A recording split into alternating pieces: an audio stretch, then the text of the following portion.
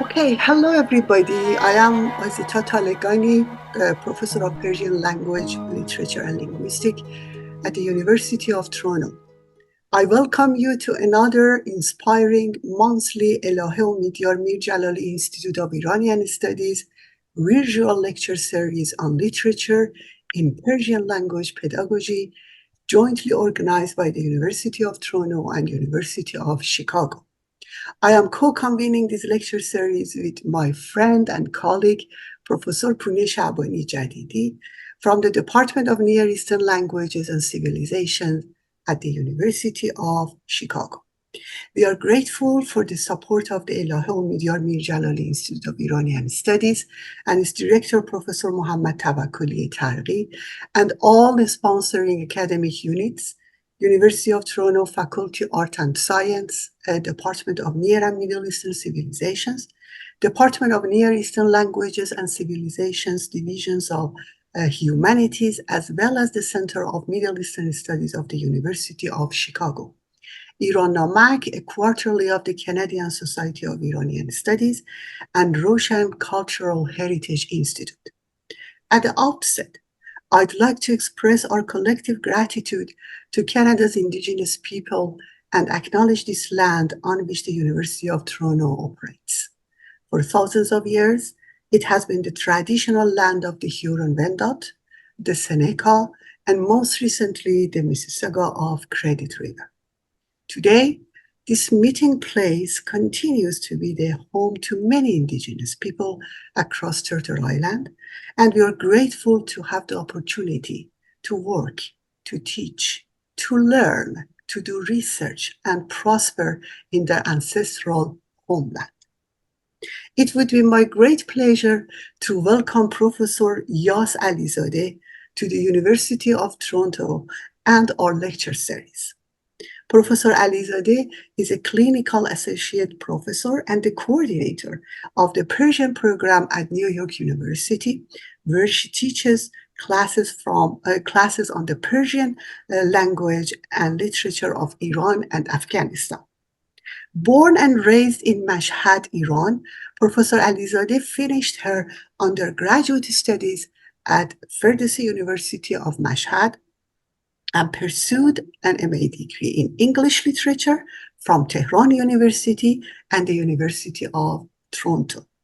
She has a PhD in comparative literary and cultural studies from the University of Connecticut and has published academic articles on language pedagogy as well as on Persianate literature and folk tales. Professor Alizadeh has been the language consultant for the Kite Runner on Broadway and has served as the Persian language ambassador to Planet World Museum in Washington, D.C., where her digital tableau is on permanent display in the Spoken Word Gallery. My friend and colleague, Professor Pune Shabani Jadidi, will moderate today's sessions on reading what you speak, learning Persian through eulogies and accolades. Please join me in welcoming Professor Alizadeh to our lecture series. Professor Alizadeh. Thank you so much, Azita Jan, for that wonderful welcome, and that was very gracious of you. And thank you both, Pune and Azita, for inviting me to be part of this informative and educational series in literature in Persian language and pedagogy webinars. And thank you all for giving us your time on this beautiful day in May, and specifically a Saturday. I'm really obliged. Thank you all. So as you see in the topic of today's talk, I was very curious about reading what they speak, how I teach my students to read and learn about what Iranians speak. So learning Persian through eulogies and accolades, and specifically the word shahadat, which has many meanings: witness, martyr, testify, was what I was interested in. In my talk today, I will focus on the usage of eulogies and accolades, as I said, in teaching Persian as a second language, learning about oratory skills, the tropes and metonyms, the tone, urgency, vocabulary, and syntax used in religious and political speeches and acclamations, I believe, not only enhances the learner's linguistic proficiency, but also introduces them to a rhetorical skill that is an inherent part of Iranian cultural experience. In addition, introducing such language and expecting students to emulate the words and tone applied by orators may enhance their self-confidence in their oral proficiency, build their vocabulary, and encourage them to use elevated language, and above all, give them the chance to think more deeply about Iranian cultural history. The art of rhetoric is specifically important for heritage learners, I claim, who usually do not differentiate between public and private language. Before I delve into the rhetorical aspect of figurative speech, I would like to begin with a brief introduction to the pedagogy of presentational skills. And share with you what ACTFL's performance descriptors for language learners, novice, intermediate, and advanced shares. So I'm not going to superior. What I really focus on is novice learners, intermediate learners, and advanced learners. The focus on the audio or the text that I share changed from novice to intermediate to advanced when I shared the audio and the text that I share with my students. The text is the same in my classes most of the time. It's my focus that changes from novice to intermediate to advanced. The plan is to allow students to use formulaic and highly practiced speech and know that they are not the only ones who do that. In other words, when I teach my students through accolades and eulogies, what brings the students close to the Iranians who are orators is that the orators, just like the students, use repeat words and use formulaic sentences and structures, and that gives the students confidence, makes them come closer to the language. So the plan is to allow students to use formulaic and highly practiced speech and know that they're not the only ones who do that. Orations, although creative, are hardly a spare of the moment utterance. Also, because the imagery is usually familiar, the stories are either general knowledge or part of Iran's cultural repository. And because the speakers present with intervals of pause, focus, contemplation, and practice, such speeches are wonderful sources for teaching Persian as a second language, with the goal of teaching more than language through history and culture. So if we look at ACTFL's performance descriptors, you see for novice range, it says communicates informative information on very familiar topics using a variety of words, phrases, and sentences that have been practiced and memorized. One could say the same thing for orators, for Iranians who do eulogies, for Nohe Khanan, for Roze Khanan, they do the same thing.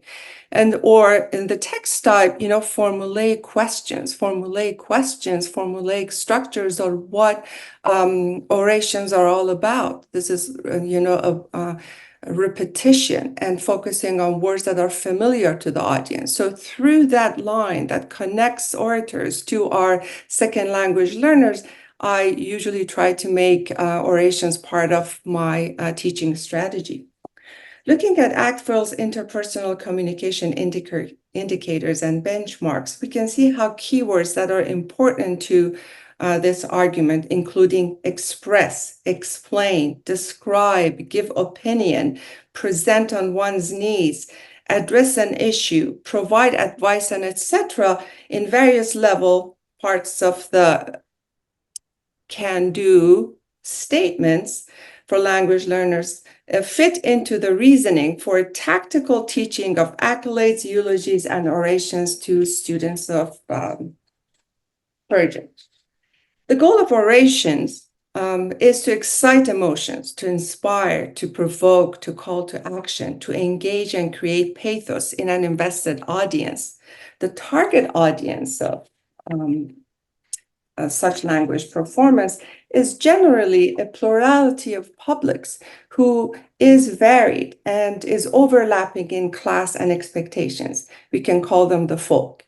The audience is not the closed circle of elites. So in order to be effective, the language of the orator too, just like the language of a second language learner, needs to be include a polyphony of multiple and overlapping dynamic, effective imagery and descriptive and familiar words that engages multitudes and aspires a diverse audience with the goal of emotional engagement and at times political engagement. So again, that brings oration very close to the students who are learning Persian as a second language. If you look at this, like, language control produces memorized language. These are all buzzwords, keywords for orations that is appropriate to the context. Limited language control may require a sympathetic audience to be understood. Another thing that orators need is sympathetic audience. So I see a lot of overlapping between the language of orators and the language of second language learners. And so we can use the orator's text, orations, and audios to teach Persian as a second language when we want to teach language through culture. Orations are in effect an invitation to the public to become invested in a public matter, and like other vernacular traditions, are part of the democratic system of weighing the audience, practicing negotiations, sharing ideas, and challenging public opinions, not just as the ancient notion of rhetoric were supposed to be in order to bring people voting public together, but also the modern audience to come together.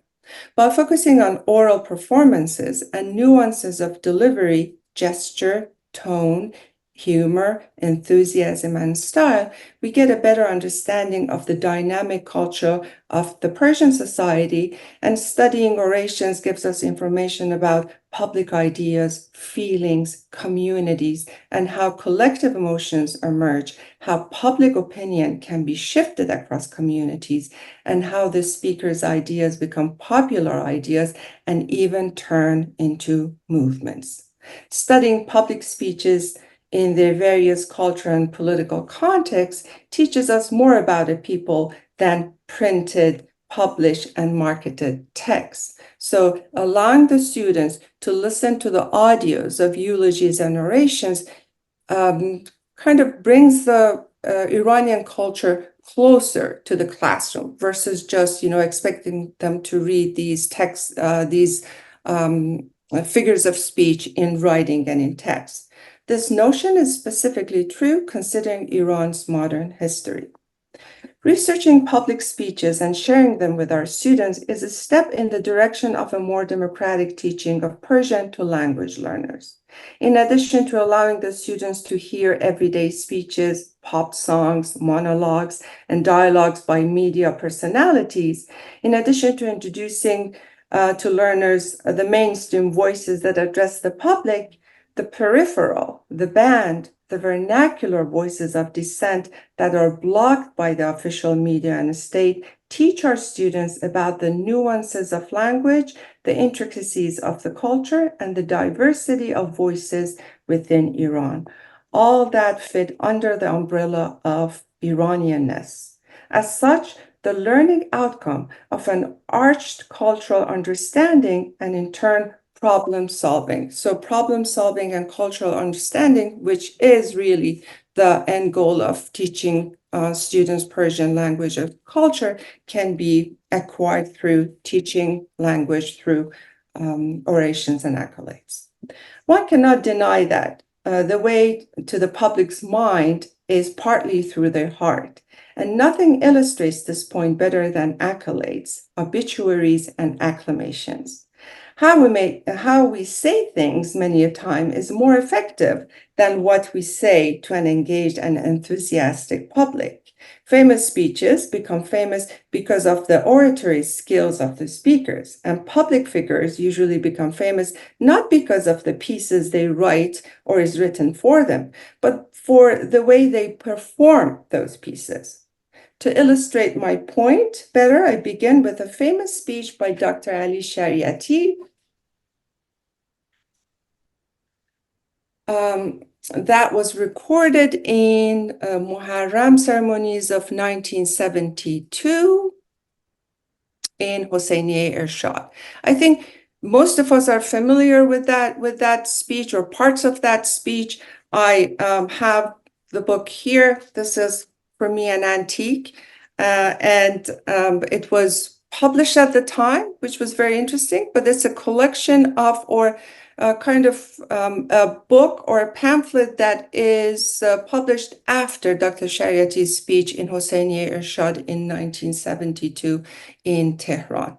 And so I want you to guys, you probably have heard this before, but only a little bit of the speech I want you to pay attention to. And this is the speech that my intermediate one, so the students in second year of Persian intermediate one, listened to and worked with. So from the very beginning, there's one word that's missing, and it's Bismillah. So that part is missing. I couldn't find that part in the audio, but the rest is something that you can hear. جبار المنتقم و بقول ابوذر یا رب المستضعفین. So let me first say what I'm looking for in this. While we listen to Shariati's speech, I would like us to pay attention to the keywords he uses in his public speaking and the performative, nuanced call to action, pathos, emotional plea, hegemonic assumptions, and most importantly, his unique ability to engage the public's motion and the emotional public through his eulogy. So the things that I have in mind is, like, the keywords are performative, nuanced call to action, pathos or emotional plea, hegemonic assumptions, and his exquisite ability to engage public emotion and the emotional public.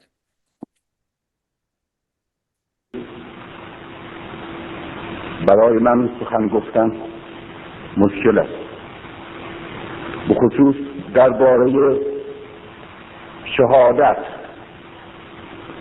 و به خصوص امروز که عید خون شیعه است، درباره کاری که حسین در تاریخ کرده است بسیار سخن گفتند و بسیار نوشتند و میگویند و مینویسند. قدما به گونه‌ای آن را توجیه کردند و متجددین روشنفکر به گونه‌ای دیگر. اما من تازگی متوجه شدم که امکان ندارد که کاری را که حسین کرده است بفهمیم مگر اینکه بفهمیم که شهادت چیست.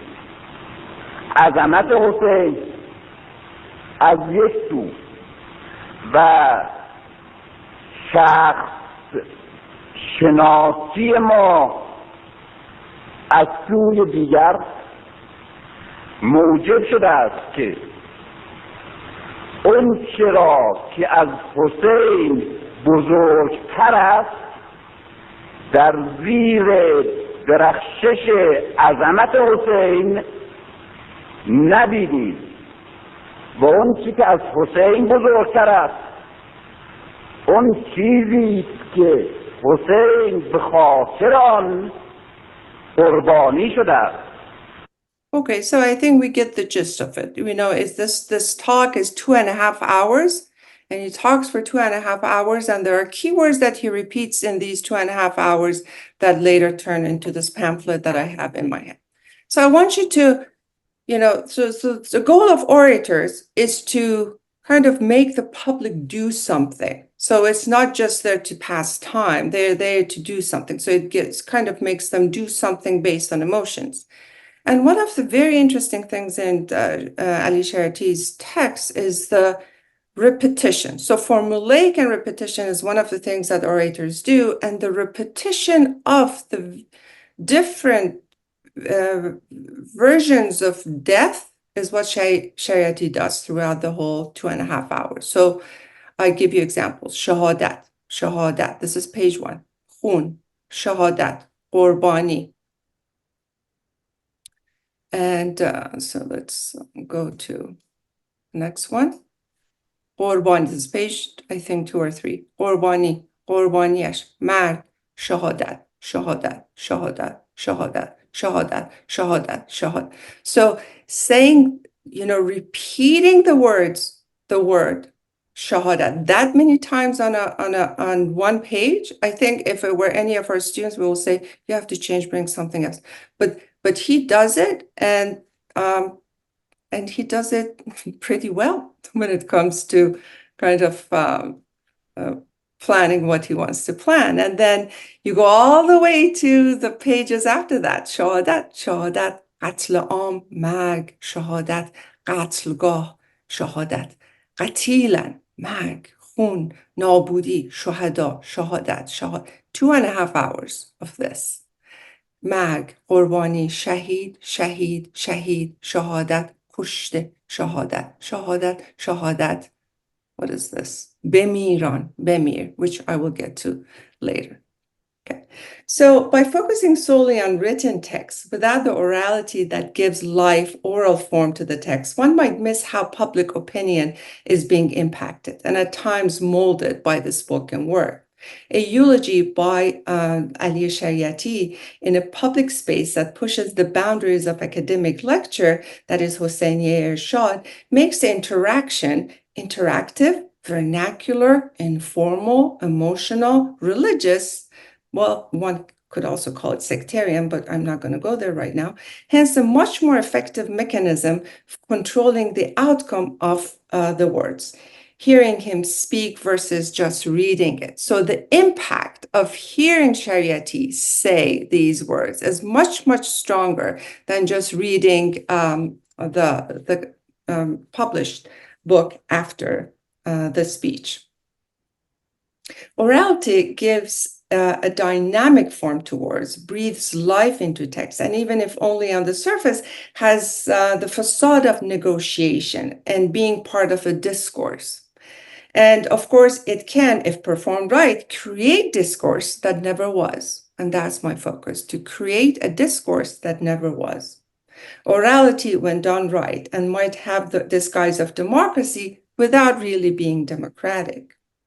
So this is, what my students in intermediate, I think, intermediate 1 and intermediate 2 are introduced to. And then I don't just, use Shariati's texts that are about death. I also use some of Shariati's texts that are about freedom, azadi. And this one, he says, ای آزادی تو را دوست دارم، به تو نیازمندم، به تو عشق می‌ورزم، بی تو زندگی دشوار است, blah, blah, blah, on and on and on. These texts are shorter. I ask my students to emulate these words and kind of read it. Sometimes I ask them to record themselves reading the text. Sometimes I give them vocabulary. This is very elevated vocabulary. I ask them to make sentences with them. And I have samples for you here. So this is kind of, I say, a novice mid student. And what she did was that she took Azadi. Probably I asked them, this is like 3 years ago, I asked them to just change it and make it their own, but keep the words there. So she changed it to a sadaqat. So instead of azadi, which was what Shariati was talking about, the student changed it to a sadaqat, to ra dost daram, to niyazmandam, be to ishq mivarzam, bi to zindagi dushvar ast, bi to man nistam. And not only did she practice writing, but also she practiced using kind of copying Shariati and making Shariati's sentences her own. In another class, another group, I asked them to read it. And this is the recording of ای آزادی من از ستم بیزارم از بند بیزارم از زنجیر بیزارم از زندان بیزارم از حکومت بیزارم از باید بیزارم از هرچه و هرکه تو را در بند میشد بیزارم.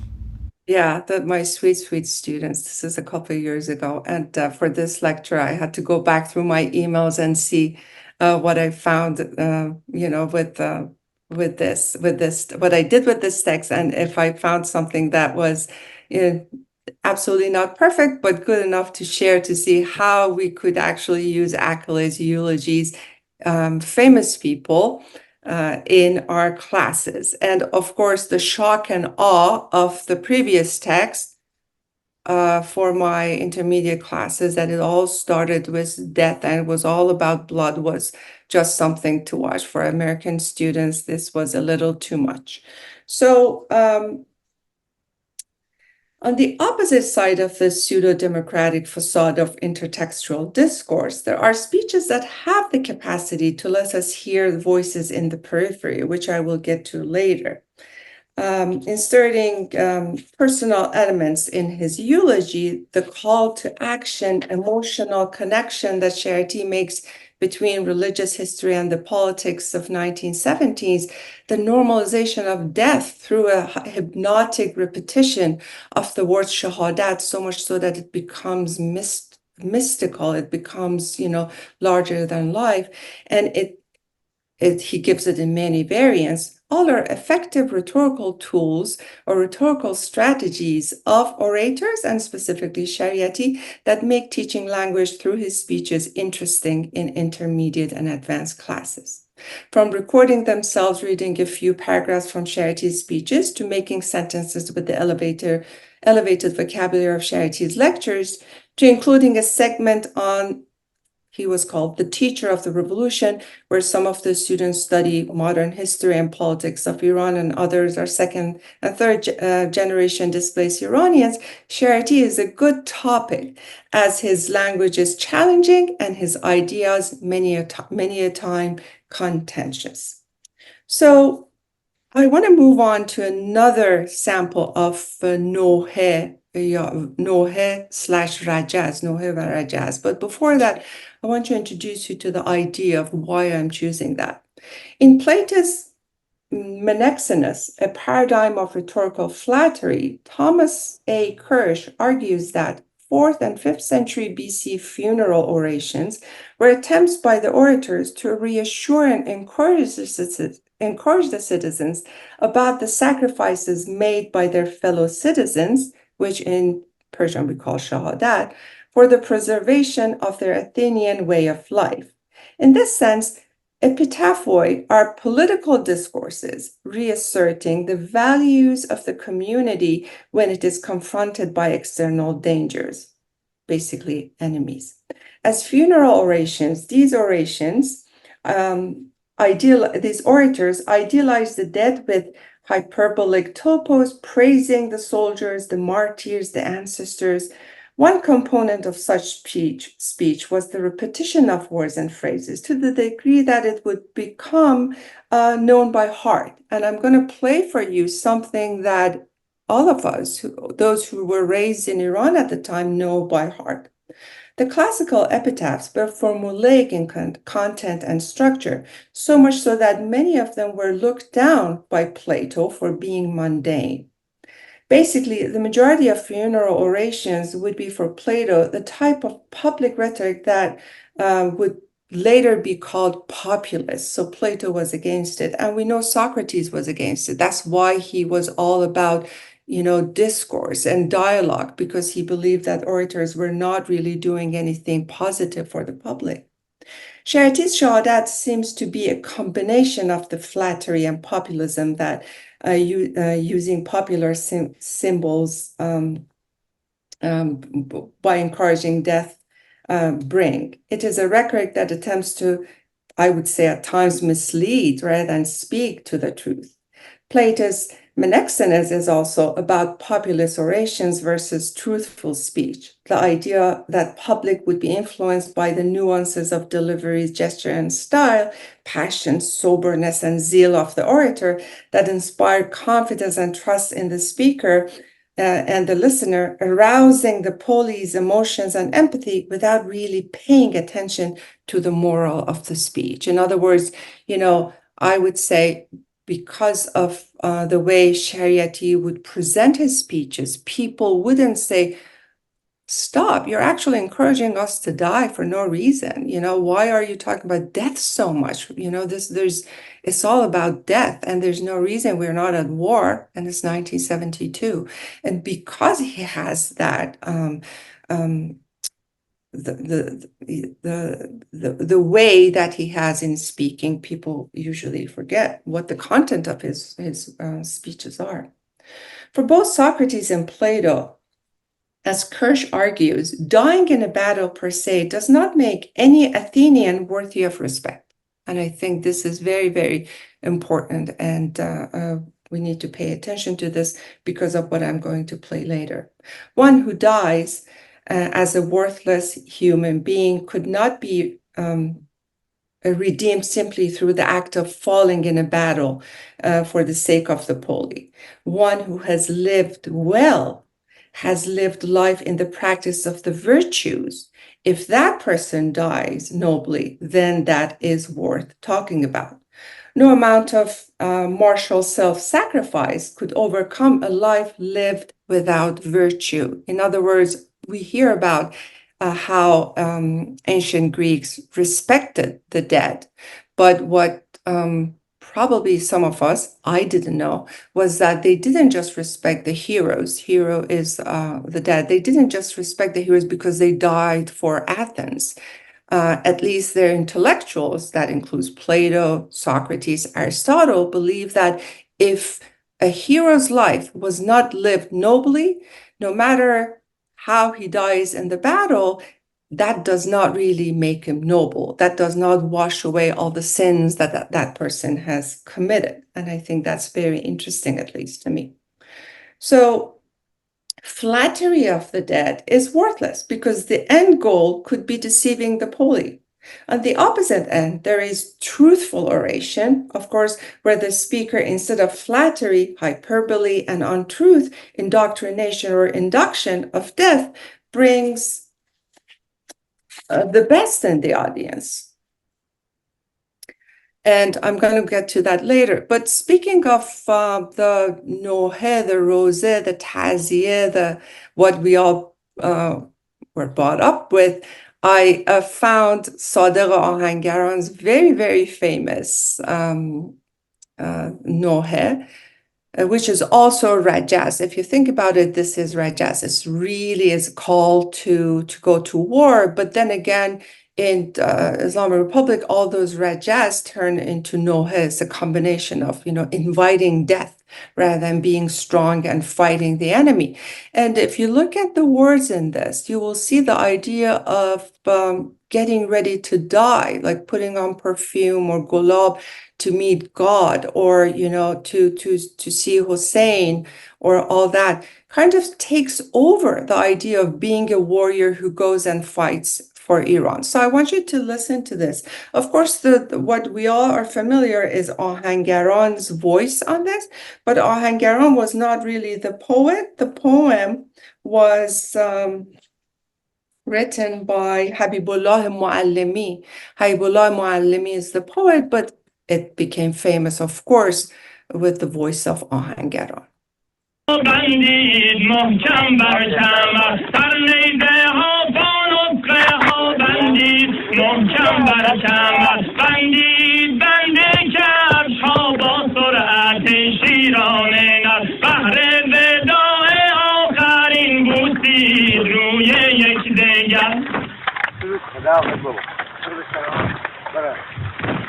انشالله به کربلا رویید با هم سنگران آماده باش آماده باش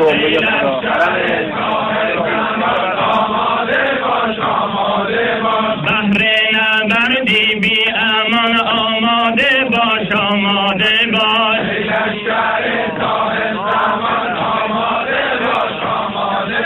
بهر نبردی بی امان آماده باش آماده باش. شب دوشنبه 22 دی ماه، اگر شب قدر شبی باشد که تقدیر عالم در آن تعیین می‌گردد، همه شب‌های جبهه شب قدر است. Okay, so we can talk about this later. I want to continue with what I want to talk about because I have just a few pages left and I don't know how much time we have left, Alizadeh. So in the dialogic imagination, Russian literary theorist Mikhail Bakhtin points to this aspect of public discourse where the orators engage in dialogue with the public. As Bakhtin argues, contact between people through words, utterances, and whole discourses can challenge the self-sufficiency of words by bringing them into a shared space. These discursive exchanges can undermine the impact and effectiveness of rhetorical speech. In quote-unquote Problems of Dostoevsky's Poetics, Bakhtin states, quote, "The word lives on the boundary between its own context and another, an alien context, and language lives only in the dialogic interaction of those who make use of it. Question and answer," Bakhtin says, "are not categorically distinct. Instead, any response gives rise to a new question." End quote. As Bakhtin argues, any direct discourse, closed and one-sided, can be the object of parody and representation, the object of, in Bakhtin's words, mimicry. His famous heteroglossia, that some of us are familiar with it, the constant interaction between the language of the individual and the society that receives that language, is the prime example of democracy.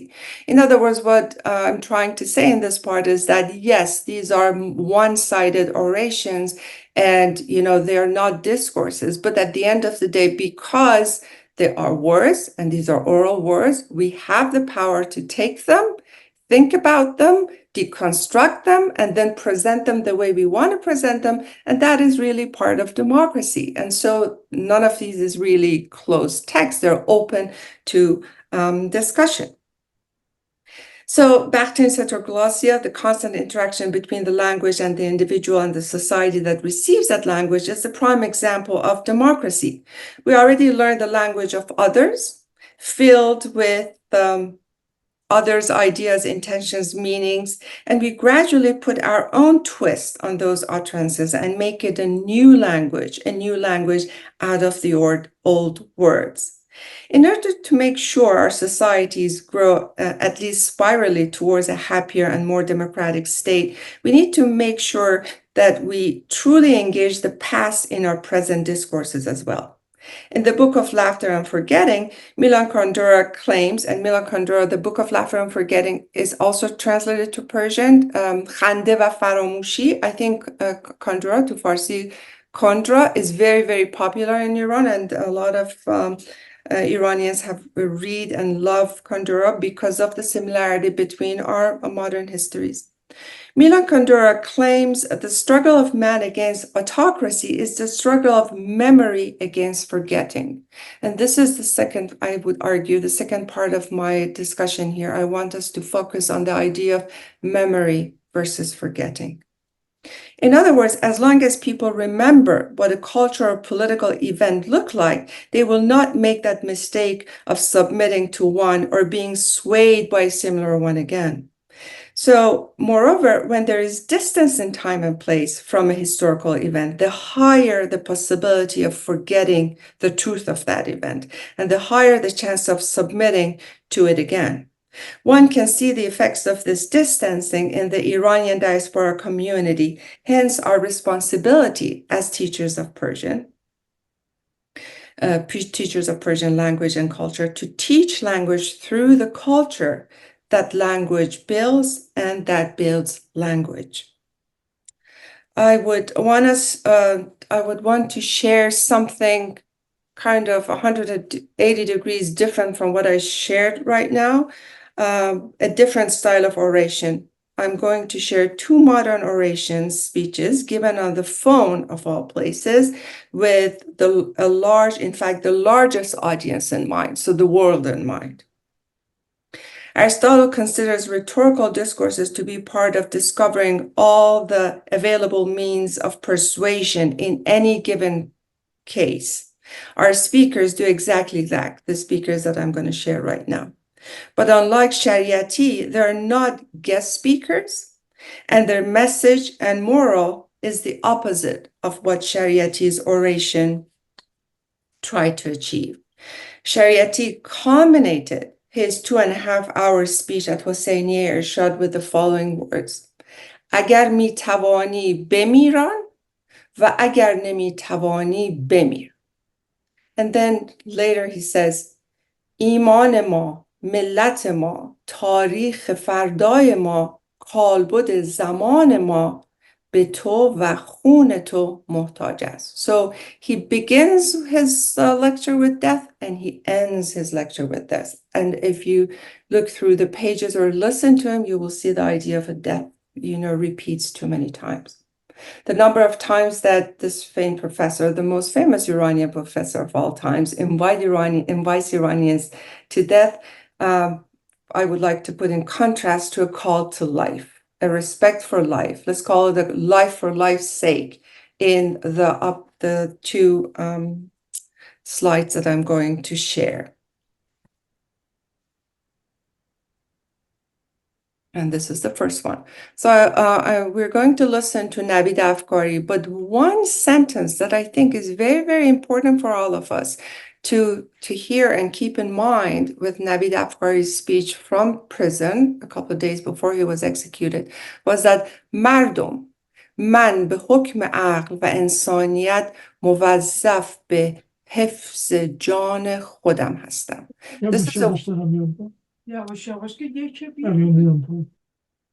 So this is a worker in prison. He doesn't have a PhD in anything, and then he's kind of a symbol of life for all of us because he talks about something that is so important. حفظ جان خودم, and it's the opposite of what Shariati about 50 years prior is investing in and is trying to promote death and not really caring about life. So let's see. درود به مردم شریف ایران. نوید افکاری است. آخرین تیرمونم که از مجاری قانونی جمهوری اسلامی ایران زدیم اثری نداشت و اعاده دادرسیمونم رد کرده. این یعنی بعد از 2 سال خون جگر خوردن تکلیفمون به قوه قضاییه معلوم شد و قرار من به حکم خالی از شرافت و عدالت قضات پرونده اعدام بشم. نه دادگاهی صدای ما رو شنید و نه اصلا قاضی و مسئول دادخواهی وجود داشت که بخواد به حرفمون گوش بده. اگرم تا الان سکوت کرده بودیم فقط و فقط به امید اجرای عدالت بود و بس. ولی از این لحظه به بعد من و خانواده‌ام نیاز به کمک داریم. روی صحبت من فقط با ایران نیست. مخاطب من هر آدمی که دم از انسانیت میزنه و ذره‌ای از شرافت توی وجودش هست. سکوت شما یعنی حمایت از ظلم و ظالم، یعنی حمایت از اعدام شدن یه بیگناه، یعنی گام به گام نزدیکتر شدن من به چوبه اعدام. شنیده بودم سر بیگناه پای دار میره ولی بالای دار نمیره، ولی دروغه. داریم میبینیم که همش دروغ بوده. به حکم دستگاه قضایی جمهوری اسلامی ایران یه بیگناه به اسم نوید افکاری داره هر لحظه به تناب به دار نزدیکتر میشه و اگه صداشو خفه کنن، اگه تنها بمونه زندگیشو ازش میگیرن و آبم از آب تکون نمیخوره. حالا من از هر انسان آزاده و حق طلب با هر عقیده و مسلکی که هستن میخوام صدای من و خانواده‌ام باشه، چون شرافت انسانی جز با حمایت از حق و عدالت معنایی نداره. مردم، من به حکم عقل و انسانیت موظف به حفاظت از جان خودم هستم و از مدارک و مستندات هر آنچه که گواه بیگناهی من موجوده. همه مدارک هر راهی که به ذهنمون میرسید تلاش کردیم حالیشون کنیم که دارید یه بیگناه میکشید، ولی غافل از این که من و خانوادم از روز دستگیریمون وارد نمایش شدیم که چند تا قاضی و دادگاه ساخته بودن و ما هم عروسکای خیمه شب بازیشون بودیم. Okay, so I think that's enough. This was exactly what I was looking for, and I wanted to make sure that we hear it. Of course, we have heard his other very famous speech that شنیده بودم آدم بیگناه تا پای دار میره ولی سرش بالای دار نمیره. But I thought this, at least in this talk, for me was even more important than other word. حفظ جان. Okay, so the claim that discourse creates social will and may lead to a political movement goes back to Hellenic Greece, but we know Arendt talks about it, Foucault talks about it, Lyotard talks about it, where in ancient Greece, rhetorical achievements were considered political wins for the orators and their discourses as an integral part of politicking. Orations don't just move people, but if done right, orations can make people move and be a catalyst in the direction of a society. Rhetoric as such becomes the initiator and the agitator, as we see in Persian funerals. The tradition of praising the deceased and the mourning family is supposed to not only calm the gatherers, but also initiate the passage of the deceased to the other world, as well as initiating a new world order for the family and the relatives whose life has now changed forever. Eulogies are orations that help the family rebuild itself. As public forum, they continue to have enormous impact, as we have observed through the new forms of mourning performed by the grieving parents whose children were killed in the Mahsa Amini uprising. You know, you remember that, you know, the mourning of the parents include bringing birthday cakes. That makes it very interesting. This is not something that was ever part of the Iranian culture, but is something that entered the Iranian culture. Or the idea of, you know, dancing at the grave. This is, people have always lost young lives. They have always lost children or young sisters and brothers. But the idea of dancing at the grave is something that has entered the Iranian culture. Orations can, in fact, alter a society's understanding of priorities and obligations, traditions and customs, and can become a platform for channeling societal quests into new beginnings. Moreover, collective memory relies on societal vernacular performances, and social amnesia is the result of silencing those voices. That is why on the one-year anniversary of Mahsa and other young victims, the security apparatus in Iran denied the permission for public gatherings and display of grief. As Gerald Hauser explains in his monumental contribution to the study of language called Vernacular Voices, and I quote from Hauser, quote, "Rhetoric is born of conflict and uncertainty. As an agonistic practice, it facilitates transforming and questioning social relations. Rhetorical praxis can shift social understandings, reorder society's sense of priority and imperative, and redirect social energies into new channels of relationship and action. To deny members of a society their own discourse is to deny them memory." And so the idea that I want to draw between the idea of memory and teaching the Persian language. Cultural memory survives through rhetoric and discourses. It might be fragmented, it might be selective, and it might not answer all the questions about history of a people, but it is urgent for a people, if they want to make sense of themselves and their identity, to hold on to cultural memory and take it and turn it into an integral component of any history book. So in order to resist subjugation to a coercive account of their history, people need to keep their memories in constant discourse. In Race Against Distance and Time, we as educators need to keep our nation's collective and communicative memories alive. one cannot argue against the fact that learning Persian without the chance of traveling to Iran for the students calls for a different pedagogy. Our learning environment, hence learning objectives, are hardly similar to other critical languages, be it Urdu or Arabic, because the possibility of language immersion continues to be minute for our students. Hannah Arendt says that the only thing that matters with regards to a people is their language.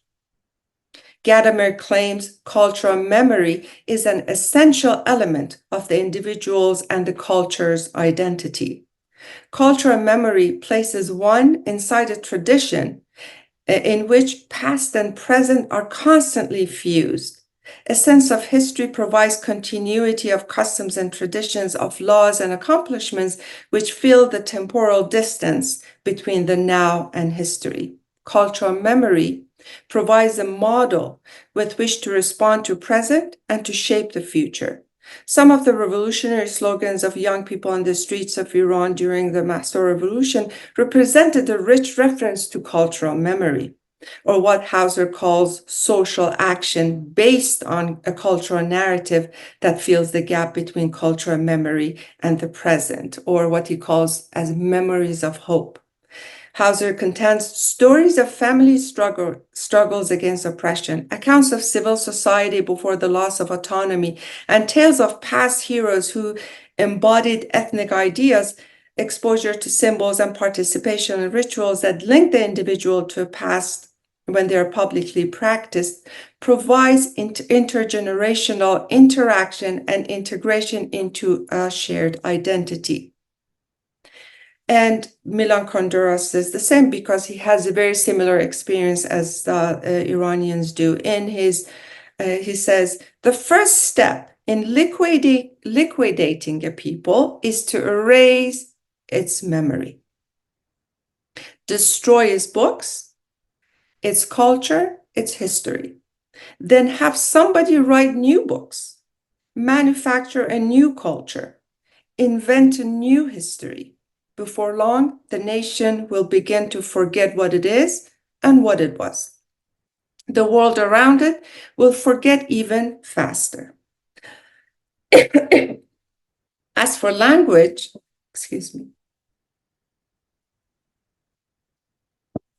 Kundera says, language that is devoid of historical truth is really not worth anything. Why would anyone bother to take that language from us? It will soon be a matter of folklore and die a natural death. What keeps language alive is cultural memory, and our responsibility as teachers of Persian, of second language, is to keep that cultural memory alive.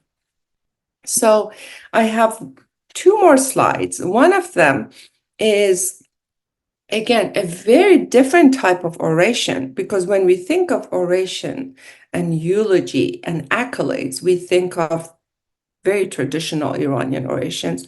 Or when it comes to modern times, well, people like Dr. Ali Shariati.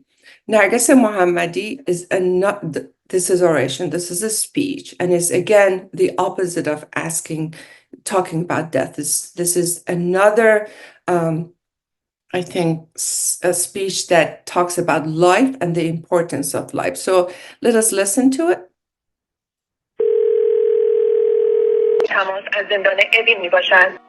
مردم آگاه ایران، من نرگس محمدی هستم و صدای من رو از بند زنان زندان اوین میشنوید.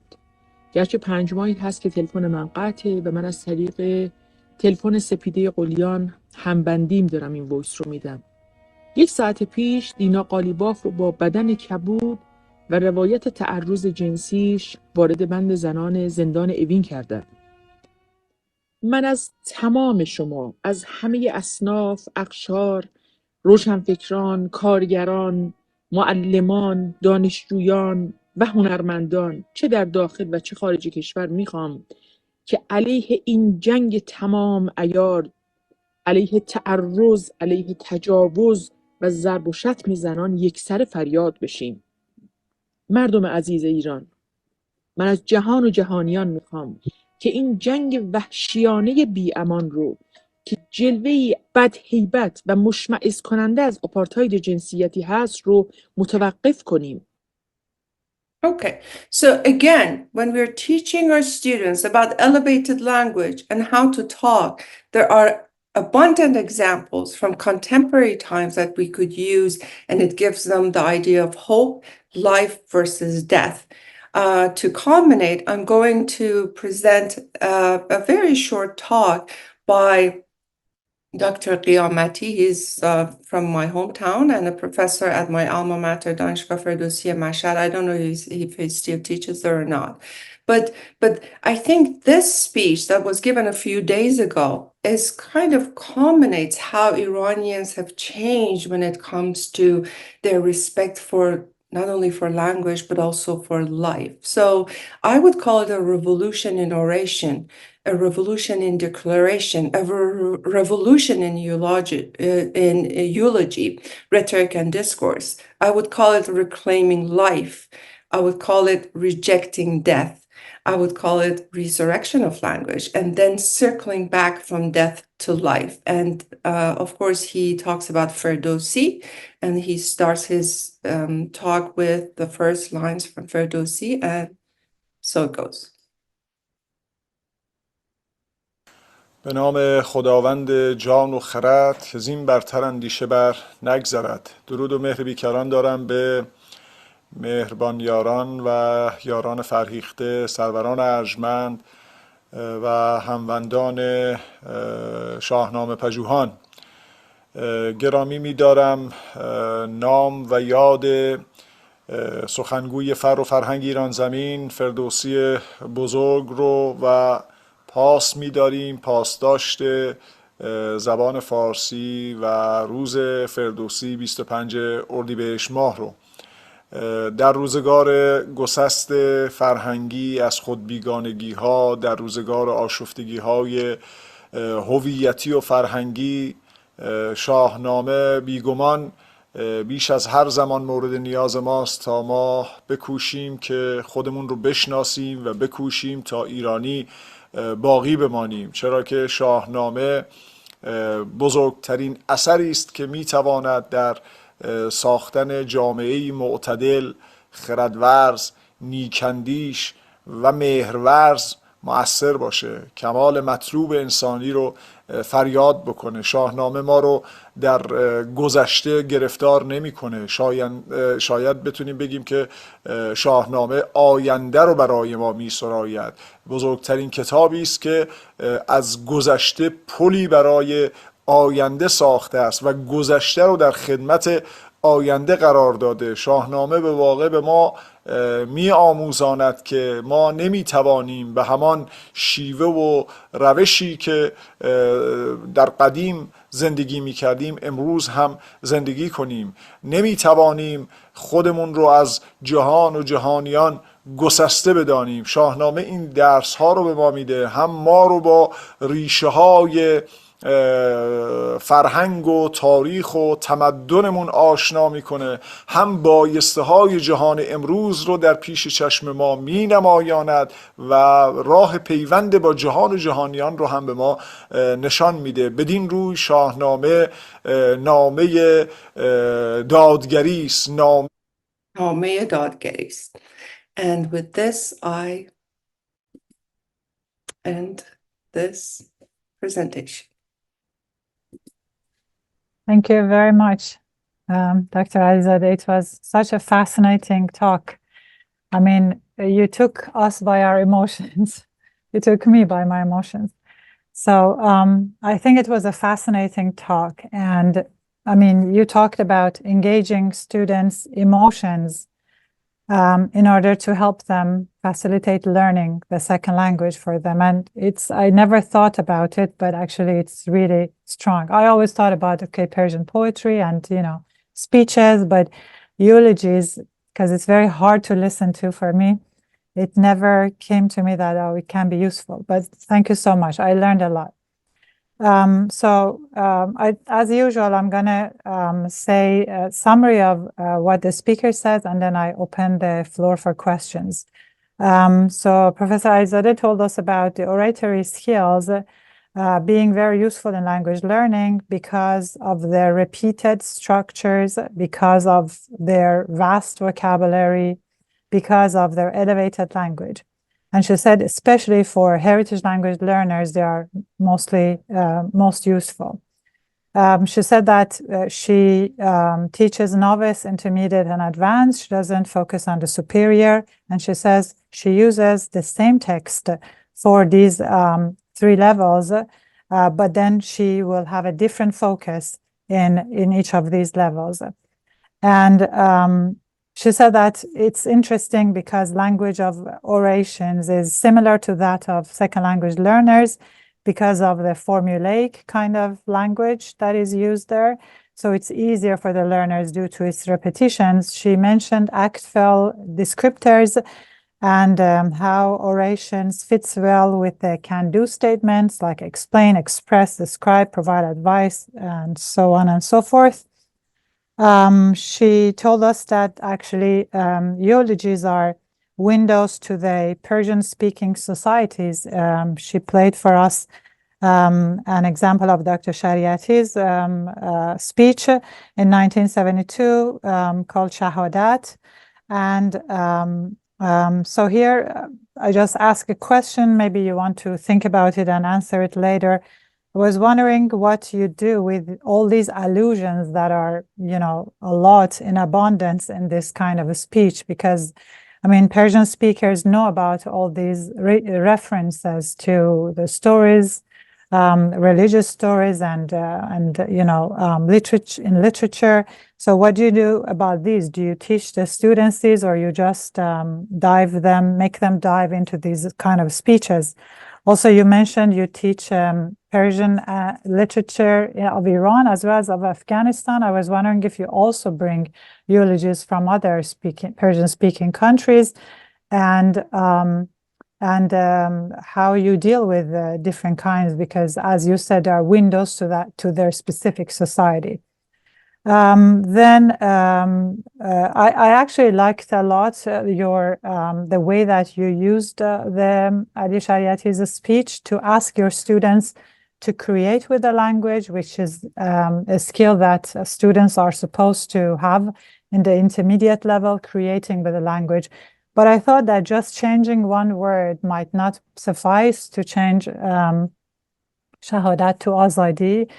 Actually, I do the same thing for my class. Like this past week, I asked my students to rewrite the Baraye song, but using their own ideas of protests that they're doing here on campus and in other campuses too, and they came up with brilliant Baraye songs.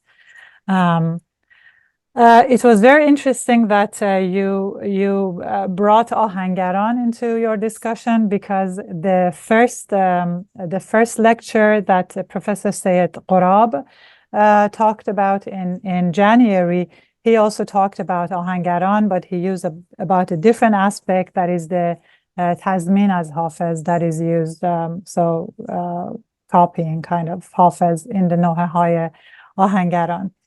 And Professor Alizadeh ended her discussion with focusing on or highlighting memory versus forgetting. And she said that our responsibility as second language learner teachers is to present the students with a culture of the society, the language of which they are learning. And unlike Shariati, Professor Alizadeh calls for life rather than death.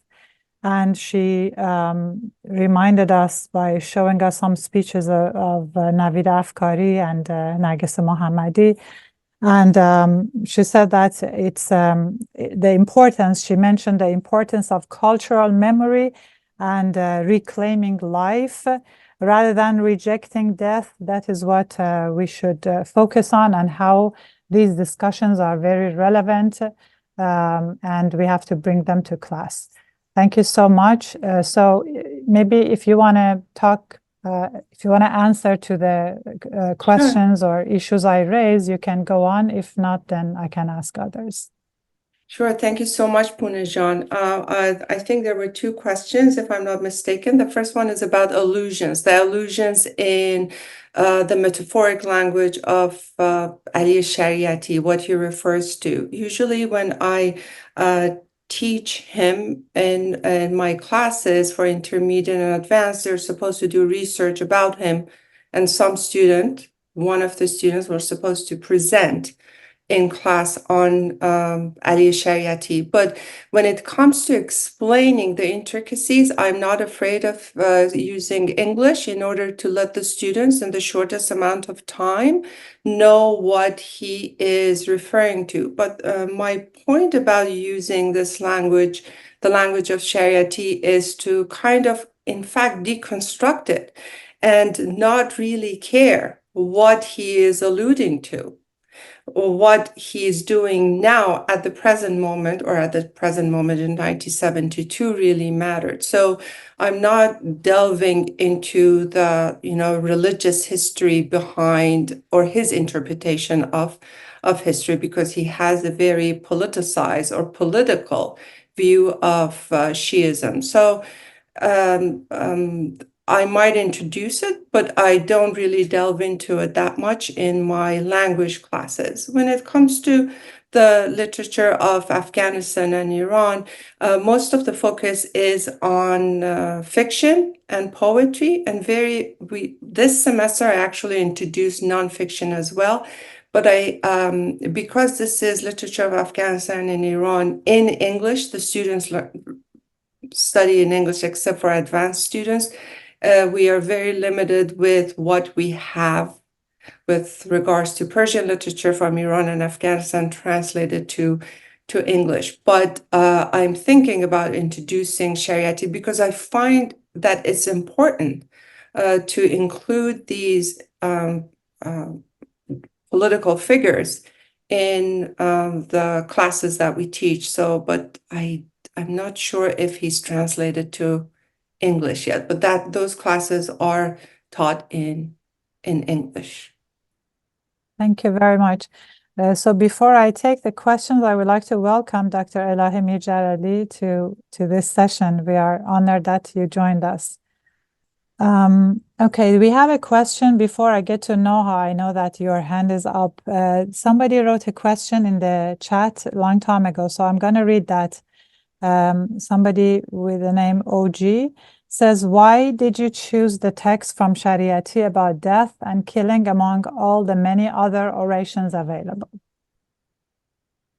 Well, to simplify it, I only have two original books from Shariati that I really cherish, because these are books that were published in 1970s, and I kind of stole them from my parents' library in Iran. So and specifically, I think it doesn't matter what Shariati we use.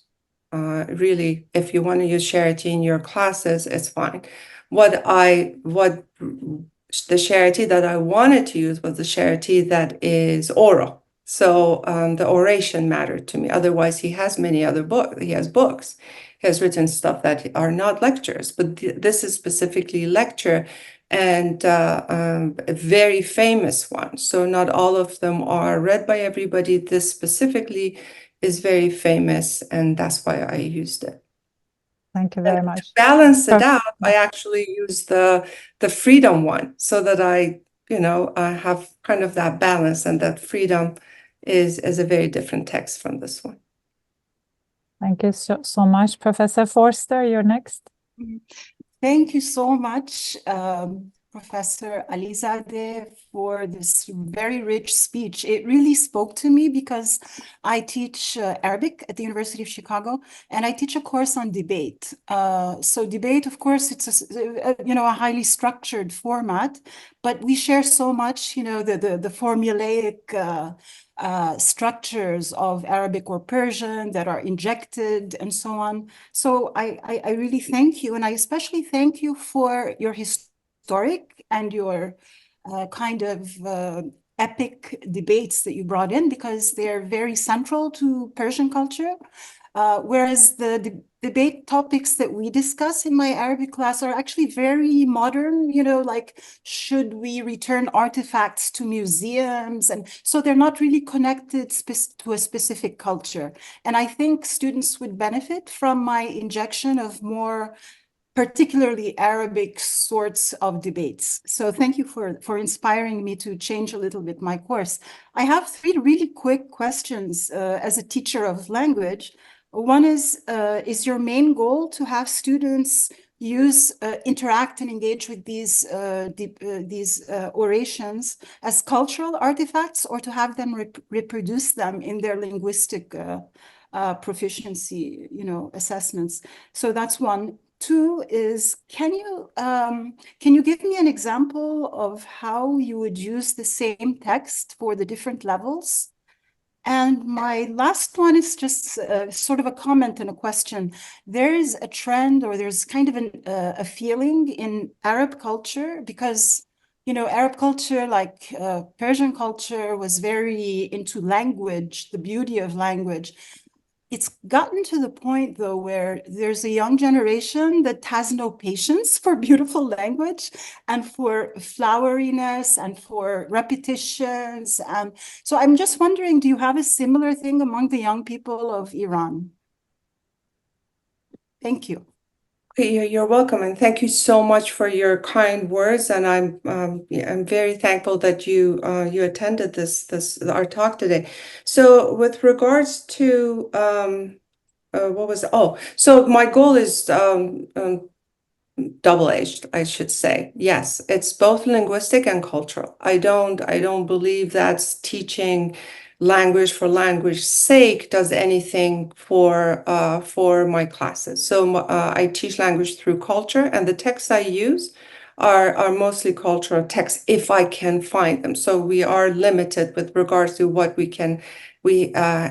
access, and also what I have access to, what I know that works for me. So so I do both. Language, never language for language's sake, yes, as a tool in order to get to the cultural part of it.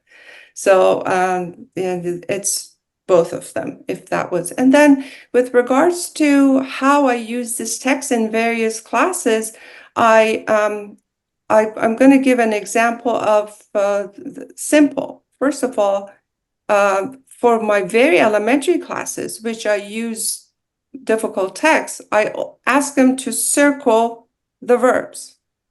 So, or when they're listening to it, I say, I stop and say, tell me what the verb was. So, and I've done it all the time. It's, for example, something maybe more common to talk about. It's Sohrab Sepehri's poetry. Sohrab Sepehri's poetry has always been in my elementary, intermediate, and advanced. The elementary finds the conjunctions, the transitive words, the verbs, and then they sit together in groups and translate it. The same with Aliyah Shariati. And with intermediate, they're supposed to write creative sentences. There's a lot of focus on writing anyways, and handwriting in intermediate. They're supposed to create sentences with the words that they find in Ali Shariati's text. In advance, they not only do research Ali Shariati, but they write short papers on him. So in Persian. So I don't really, because I believe that when we talk about college students, it doesn't matter if their language proficiency is not really that great. They're novice, but they are college students and there are scholars, so they can do it. So I don't really differentiate between them when it comes to the text that I use for different classes most of the time. But again, it might change from semester to semester, but in general, my texts are similar. Mm-hmm. Sara Molay. Okay, hello again, and thank you, Professor Alizadeh, for your wonderful speech. I have one question. Thinking about the long history of recitation and oral repetition in religious contexts and mystical contexts in Iran, especially after the advent of Islam in Iran. This is a very strong cultural component. Have you ever encountered any connection between your research project and the mystical component or the oral aspect of the ritual practices or religious, prayers in your project? I don't. Well, first of all, this is a very new research for me. By the way. This is something that this is the first year that yes, I do research folklore and folktale, but this type of, oration, this type of language, speeches versus written language, although I love orality and I really do focus on oral tales, but this is new to me. So I'm actually delving into it. I'm just, starting it. But I would love it if you could explain it more. I don't understand. You're talking about like mystical poets. What do you mean, like Rumi? Well, in general, I haven't studied Islamic mysticism or even the pre-Islamic mysticism, but I am aware of, the circles and rituals that people would recite certain words or maybe verses and repeat it over and over again.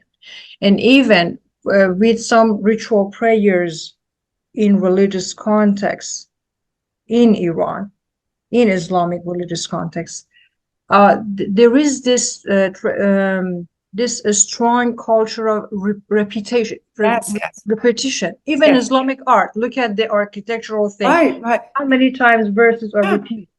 So this is something very much we see after the advent of Islam in the culture of Iranian, Iran, let's say, or Iranian kind of art and literature and everything. So have you ever encountered any connection to this legacy, to this cultural heritage? Looking at, is there any, for example, where does this repetition in Ali Shariatis come from?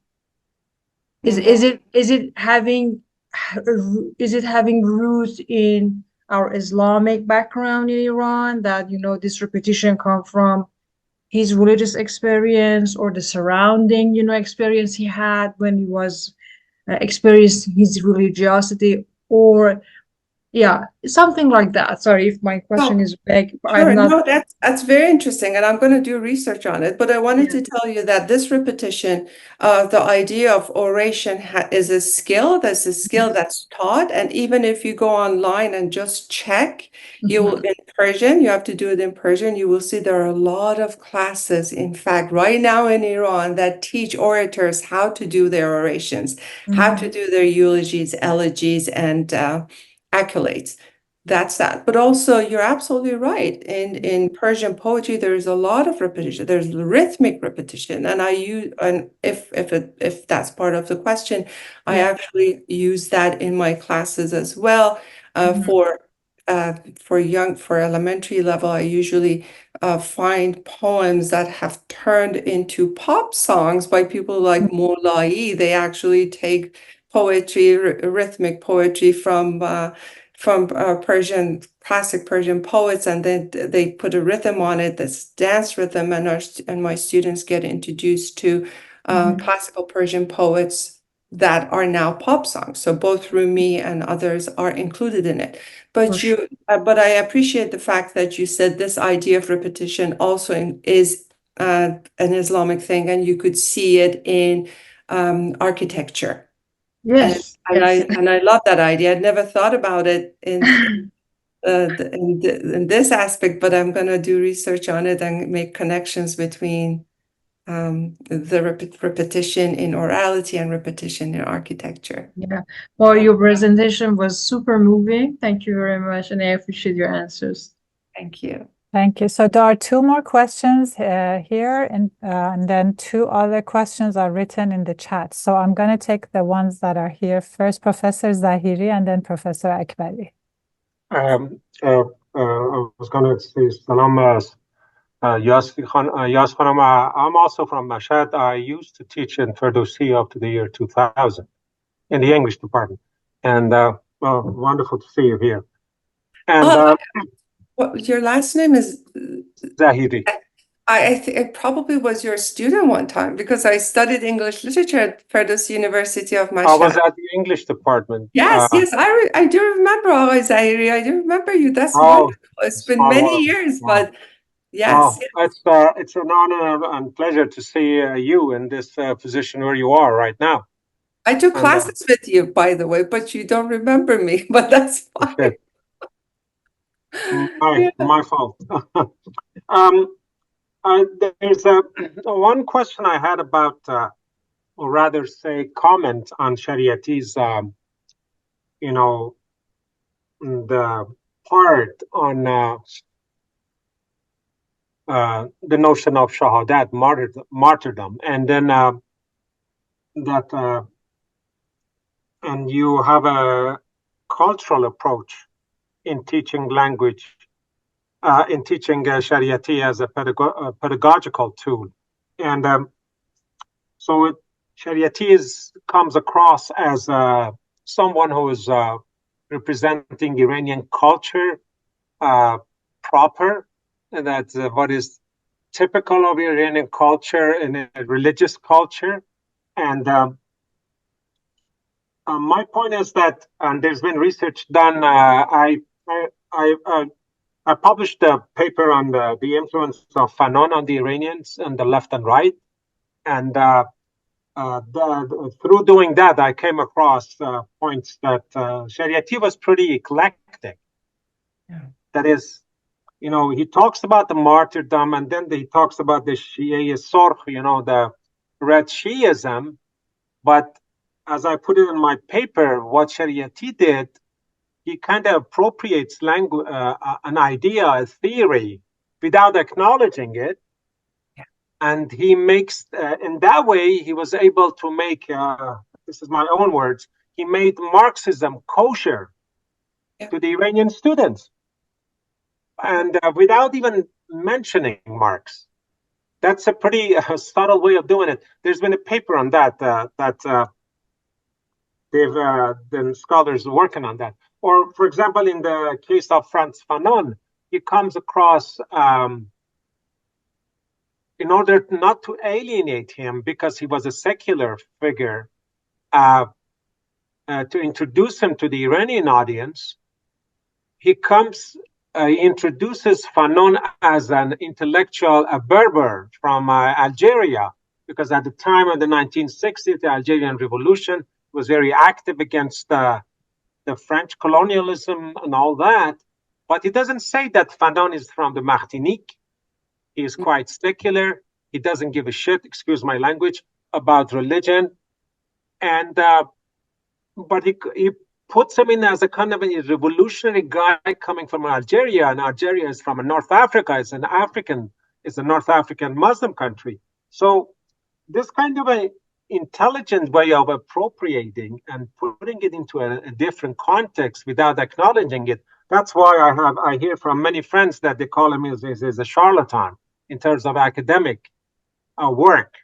I don't necessarily agree with that, but my point is, he's been doing this all the way through that. In a way, another book has been out that because of his peculiar approach, Shariati has been introducing a new approach to the social sciences. Actually, there's a book out by an Iranian academic and somebody in the United States. It's a huge book, a collection of articles about Shariati. So that's just to finish. Sorry, it kept longing. I guess it's a teacherly habit.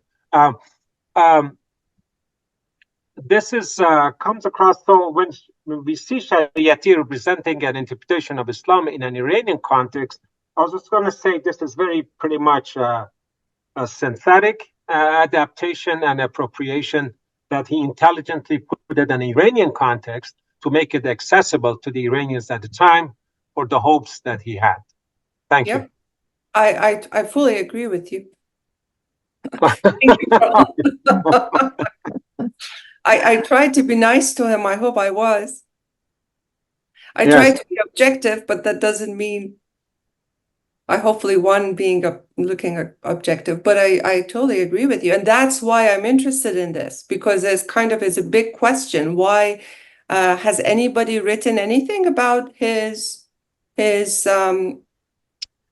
insincere, or maybe he wasn't even aware of that insincerity, but I wonder, you said there are books published. I would like to know the names, and also if anyone has really talked about that, the charity that is not. Yes, I can, if it's okay, I can reference the paper I published 2020 in the Interventions. And then I would love to have your email address. I would love to touch base with you. I mean, Professor Zahiri, if you don't mind, please put the link of your article so that other people can read it too. That would be nice. And, okay. Yeah, Yes. and sorry, I have to jump to the other question because we have Yes. 3 questions and I want to complete all of them. Though the time is over, but I think we can give about like 10, 15 more minutes. So please keep your questions short. So Professor Akbari, you're next. Thank you so much. Thank you, Dr. Alizadeh. Yass, خیلی خوب بود. Great presentation, very interesting thoughts and, angle to using this type of text in the classes. I think might have a quick question about how your non-heritage students engage with these texts. Do you have non-heritage students, and how does it really work? And what type of engagement actually do you see from the students? What type of questions come up? And I think that goes back to what you do. I think that came up earlier. Like, what are some of the things that you do in class with these texts?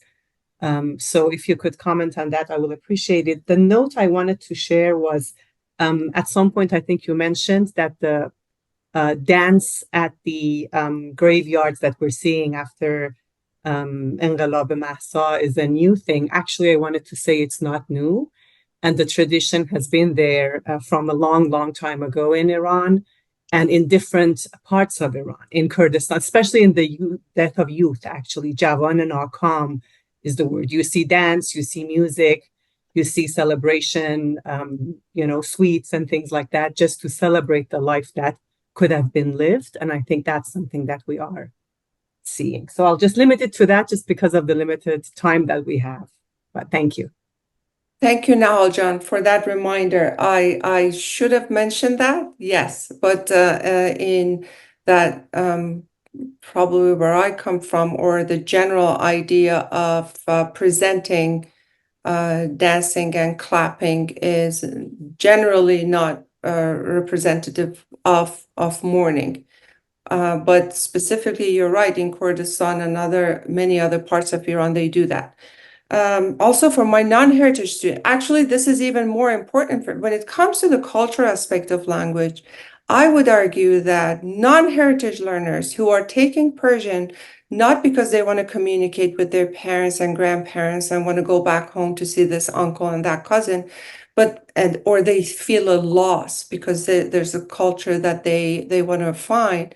But non-heritage learners are usually taking Persian because they're studying politics, because they're studying the history of Iran, and because they are going to continue Persian beyond the first 2 years and usually into master's degrees and PhDs in political science or a study of the Middle East. So that matters even more.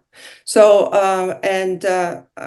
I introduce it the same way to them. And I think I feel a responsibility, even as much responsibility, if not more urgency, to talk about these things and teach Persian through literature and history to non-heritage learners, because I know that usually they end up making decisions for Iranians at the end of the day. They get into think tanks, they go to Washington, D.C., they join the government. At least that's how NYU works. So there's usually resistance. I have students who resist this. The Ali Sharti is very, very popular among non-Iranians. especially Muslims from other parts of the world. My Pakistani students, a lot of them know Charity. My students from Iraq, they know Charity, and they not only know Charity, but they have respect for him, and so it's very, very difficult for them to see that, well, there's a professor who's saying maybe having 100 references to death in 2 pages is not a great idea. So I do that, and I do that with purpose. Is that all? I don't know. Thank you very much. Thanks so much. So there are 2 more questions. One of them is shorter. One has 3 parts. So I'm going to read the shorter one first, which is a follow-up question by Professor Forster. So Professor Forster asks you, can you please quickly speak to my last question? Is there any sort of impatience with a flowery, long-winded, repetitive sort of speech making among any circles in Iran today? Oh, well, in a negative way, yes. I mean, we're going back to the Qajar times when it comes to the way they address each other. I mean, so just look at the government, look at how they are addressing each other. Doesn't mean that they have the education, but yes, flowery, maybe thorny. I wouldn't call it flowery. I would call it something else.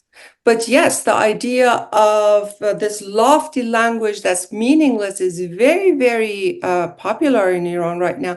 They talk about the most mundane things, these people in the government. They talk about the most mundane, unimportant things with the loftiest language. In fact, there's that bathos, you're expecting something very important to come out of their mouth because of the words they use, and then it's you suddenly see there's this fall.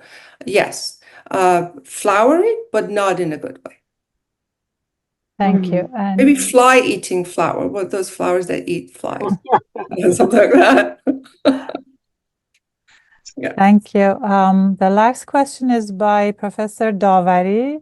So she has about 2 questions. One is inside the other one. So would you please clarify who are the students of this intermediate Persian course? And the other one is, are the audience political studies students? Do you think including this much of politics into teaching Persian to students studying non-political disciplines is appropriate? And again, she says, I completely agree with you in adopting a discourse-oriented language teaching approach. Nevertheless, I'm worried if including this much of politics into teaching Persian would create a negative approach towards Persian culture, which is definitely not what we as Persian teachers aim at. So yes, I teach this much politics. Unfortunately, I have to. So, one of our colleagues was saying, I wish I didn't have to be political, but unfortunately I am. So I think I try to balance the truth with some happy days with whatever's, our music is beautiful, pop songs, whatnot. Our folklore is very pleasant. But yes, I include politics in my teaching. I'm not very proper, and I don't mind that at all. As for what type of, no, the students are very, very varied. They are heritage learners, non-heritage learners, and they are first and second year students or graduate students, and some of them take Persian because of the cultural aspect of it. Some of them have to take Persian as a second language. And I'm yet to have a student who doesn't want to know. I've never met a student who is unhappy to know more. And I think, I consider my job to give the student, sometimes be the devil's advocate. This is the other side of it. And kind of make them uncomfortable doesn't make me uncomfortable. So yeah, let's include politics in our teaching. That's fine. Thank you. The last question, Professor Baimatova.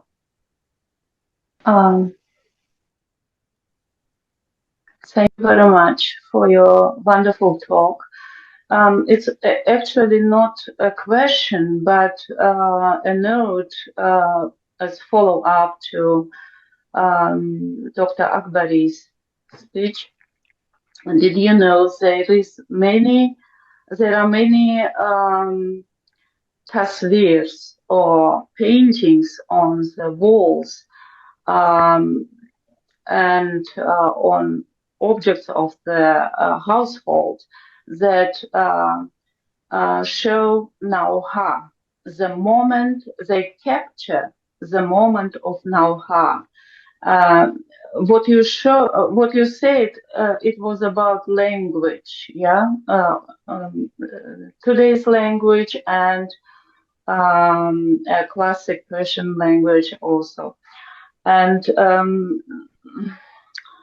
the wall paintings, for example, from Panjakent or from Western China or Greater Central Asia, and objects from Mer and South Central Asia, showing people who are in the moment of Nauha. Yeah, they in our language it's Mukani Varukani, means that as shiddati gham, as shiddati dard, آدمان موی خود را میکنند روی خود را میبرند. And this is pictured the moment of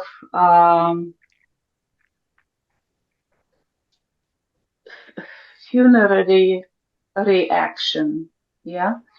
I mean, if we avoid politics,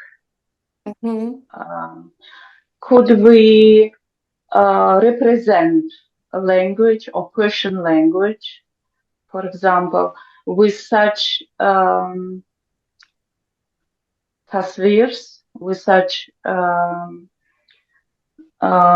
historical representation of the